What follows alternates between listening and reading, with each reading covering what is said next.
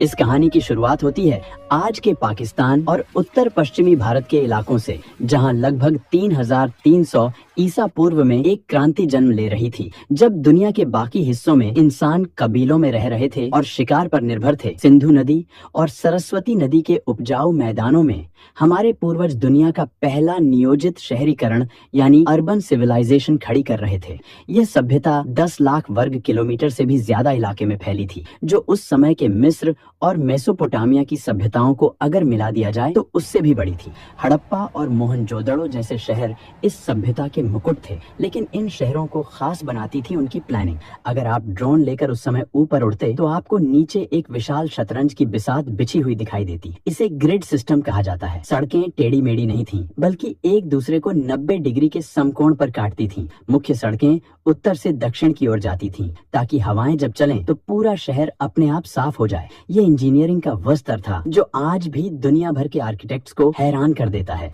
हड़प्पा के इंजीनियरों को ईंटों का जादूगर कहा जा सकता है। उन्होंने निर्माण के लिए एक ऐसा स्टैंडर्ड तय किया था जो पूरे साम्राज्य में लागू होता था, चाहे आप उत्तर में हो या दक्षिण में। हर जगह ईंटों का अनुपात बिल्कुल एक जैसा था। ये समानता इस बात का सबसे बड़ा सबूत है कि 5000 साल पहले भी एक मजबूत केंद्रीय प्रशासन था जो इन मानकों को सख्ती से लागू करता था। घरों की बनावट भी कमाल की थी। मुख्य सड़क पर होने वाले शोर और धूल से बचने के लिए घरों के दरवाजे मुख्य सड़क की बजाय पीछे की गलियों में खुलते थे। लगभग हर घर में एक आंगन था, रसोई थी और सबसे चौंकाने वाली बात, एक निजी स्नानागार और टॉयलेट था। दीवारें इतनी मोटी बनाई जाती थीं कि गर्मियों में भी घर के अंदर ठंडक बनी रहे। यह वास्तुकला की वो समझ थी जो बताती है कि वे आराम और विज्ञान दोनों को महत्व देते थे। मोहनजोदड़ो के खंडहरों के बीचों बीच एक संरचना ऐसी है जो आज भी हमें विस्मित करती है, द ग्रेट बाथ या विशाल स्नानागार। यह लगभग 39 फीट लंबा और 23 फीट चौड़ा है। फीट चौड़ा एक जलकुंड था। इसकी इंजीनियरिंग बेमिसाल है। पानी रिसकर बाहर न जाए, इसके लिए ईंटों को जमाने में जिप्सम के गारे का इस्तेमाल किया गया और उसके ऊपर बिटुमेन यानी प्राकृतिक तारकोल की एक मोटी परत चढ़ाई गई। यह दुनिया का सबसे पुराना वाटरप्रूफिंग का उदाहरण है। इतिहासकार मानते हैं कि यह सामाजिक या धार्मिक अनुष्ठानों के लिए इस्तेमाल होता था, लेकिन पानी की कहानी सिर्फ यहाँ तक सीमित नहीं थी। गुजरात के धोलावीरा शहर ने तो जल संरक्षण में कमाल ही कर दिया था। यह शहर रेगिस्तान के बीच में था, इसलिए वहाँ के इंजीनियरों ने बारिश के पानी को इकट्ठा करने के लिए विशाल जलाशय और बांध बनाए। उन्होंने चट्टानों को काटकर ऐसे चैनल बनाए जो नदी के पानी को शहर के बड़े टैंकों तक लाते थे। धोलावीरा का जल प्रबंधन सिस्टम आज भी आधुनिक हाइड्रो इंजीनियर्स के लिए एक केस स्टडी है। हड़प्पा की अर्थव्यवस्था की रीढ़ थी उनका व्यापार, और इस व्यापार का केंद्र था लोथल। गुजरात के तट पर स्थित लोथल में दुनिया का सबसे पुराना जात मानव निर्मित बंदरगाह मिला है। यहाँ ईंटों से बना एक विशाल बेसिन था जहाँ समुद्र से आने वाले जहाज लंगर डालते थे। यहाँ से हड़प्पा के जहाज तांबा, हाथी दांत, मनके और लकड़ी लेकर मेसोपोटामिया, आज का इराक, ओमान और बहरीन तक जाते थे। मेसोपोटामिया के प्राचीन लेखों में हड़प्पा को मेलुहा कहा गया है।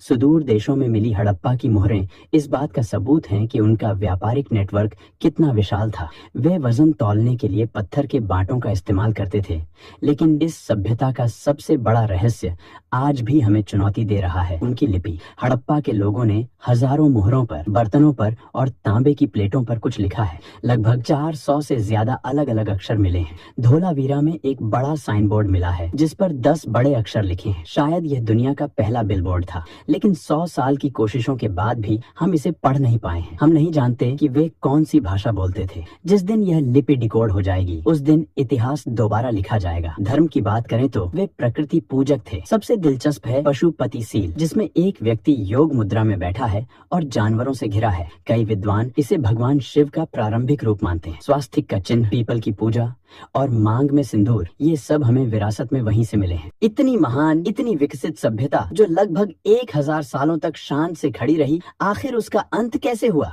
1900 ईसा पूर्व के आसपास शहरों में गिरावट आने लगी, नालियां जाम होने लगी और व्यापार ठप पड़ गया। पहले माना जाता था कि आर्यों ने हमला किया, लेकिन अब विज्ञान ने इसे नकार दिया है। असली कातिल था जलवायु परिवर्तन। सैटेलाइट इमेजरी बताती है कि उस समय सरस्वती नदी, जिसके किनारे सैकड़ों बस्तियां थीं, वह सूखने लगी क्योंकि टेक्टोनिक टेक्टोनिक हलचल ने उसके पानी को यमुना की तरफ मोड़ दिया। दूसरी तरफ सिंधु नदी ने अपना रास्ता बदल लिया, जिससे भयंकर बाढ़ आई। मानसून कमजोर पड़ गया और सूखा पड़ने लगा। जब पानी ही नहीं रहा तो शहर वीरान हो गए। लोग अपने शानदार घरों को छोड़कर पूर्व और दक्षिण की ओर गंगा के मैदानों की तरफ पलायन कर गए। वे मरे नहीं, वे बस बिखर गए। हड़प्पा सभ्यता खत्म हो गई, लेकिन वह मरी नहीं। आज भी जब हम हाथ जोड़कर नमस्ते करते हैं, जब हम योग करते हैं या जब हम अपने घरों में आंगन बनाते हैं, तो हम अनजाने में उसी 5000 साल पुरानी परंपरा को निभा रहे होते हैं। हड़प्पा के लोग हमारे भीतर जीवित हैं। उनका खून और उनका डीएनए आज भी भारत की रगों में दौड़ रहा है। यह खामोश खंडहर हमें याद दिलाते हैं कि हम उस विरासत के वारिस हैं जो तब भी विश्व गुरु थी, जब बाकी दुनिया अभी चलना सीख रही थी। ये इतिहास सिर्फ मिट्टी में दबी ईंटों का नहीं है, ये हमारी अपनी जड़ों की कहानी है। बाकी ऐसे ही भारत सहित दुनिया के इतिहास या प्राचीन घटनाओं को समझने के लिए एंशिएंट इंडिया व्लॉग चैनल को सब्सक्राइब करें।